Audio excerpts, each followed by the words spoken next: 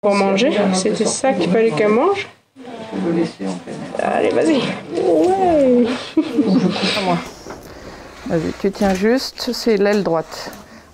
Dans cet hôpital, on soigne des animaux sauvages, malades ou blessés, comme ce renard dont une patte a été broyée par un piège de chasseur. Et tu vois la plaie, nickel, il se l'est guéri.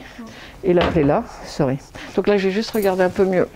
Donc ça, de quel droit l'humain s'autorise à exploser des animaux qui ne parlent pas, qui sont plus faibles que ça ne donne pas l'intelligence à l'homme. Et voilà une arrivée d'un animal. Ah. Et c'est quoi? Bah, ça tombe bien, le prédateur est là. Comment vous êtes arrivé ici? On arrive de Montpellier. Vous avez téléphoné à quelqu'un? Hop, je le mets directement dans la volière 3. Elle, c'est Marie-Pierre Puech, elle est vétérinaire. Ça fait 13 ans, 14 ans que je fais cet hôpital, mais ça fait plus de 40 ans que je travaille en prévention des risques, en sensibilisation, en formation, en éducation, avec les paysans, mais avec les gens. Et là, quand tu relâches un animal, il faut qu'au relâcher, les gens soient tellement sensibilisés qu'à partir de là, ils ne font plus. On arrive à augmenter le cercle des éveillés autour de nous, de la biodiversité. Et pendant ce temps-là, coucou, elle fait de la balançoire. Sur son terrain, à La Roque, elle soigne des animaux sauvages avant de les relâcher dans la nature, ici, dans les Cévennes. Il pèse combien? Je vais lui faire l'ivermectine.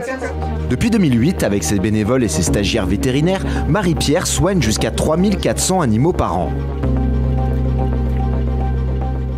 On est un des rares centres de soins qui jouent la bienveillance, alors on s'épuise un peu, et qui acceptent y compris les pigeons des villes. La chirurgie de guerre en fait. On a beaucoup de prédation normale, donc des animaux, ça peut être entre eux ou le prédateur mange l'autre. Par contre, on a eu anormalement cette année beaucoup de tirs, que ce soit sur un héron, sur 3 buses, etc. Donc on a vraiment encore des tirs, des chocs voitures et des maladies.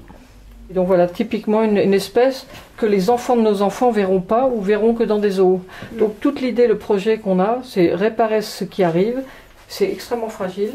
Et quand on les relâche, on a besoin de faire changer l'humain. Vraiment, c'est vraiment le travail, amener les humains à vivre avec ces animaux. Pour Marie-Pierre, ce lieu est aussi un centre de formation et de transmission pour jeunes vétérinaires. Un grand rapace comme ça, c'est hyper dangereux pour le bec, par les pattes. Elle en accueille jusqu'à 18 par an. Oh, j'ai une équipe, oui. Et mon idée, ok, après je leur laisse faire, parce que mon idée c'est, je voudrais continuer de travailler ailleurs, continuer d'apprendre ailleurs. Donc leur laisser la place, ça c'est mon vrai rôle. On va les mettre tout de suite là-bas. Ça c'est une aventure qui a du sens. Tu le ferais pour toi tout seul, ce serait triste. Je comprenais pas trop où ça me menait en fait au niveau des études. En termes de soins, je voyais pas trop le contact avec le monde extérieur, en dehors des animaux, des humains. Les chiens, les chats, etc., les chevaux. Et elle avait presque envie de tout arrêter.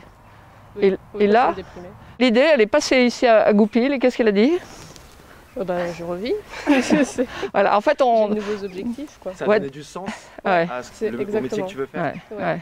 Donc là, l'intérêt, c'est de faire des lieux où d'autres que nous, mais fassent bouger et donnent. Je suis sûre, là, on est dans une période extraordinaire. Moi, je suis très optimiste. Hein.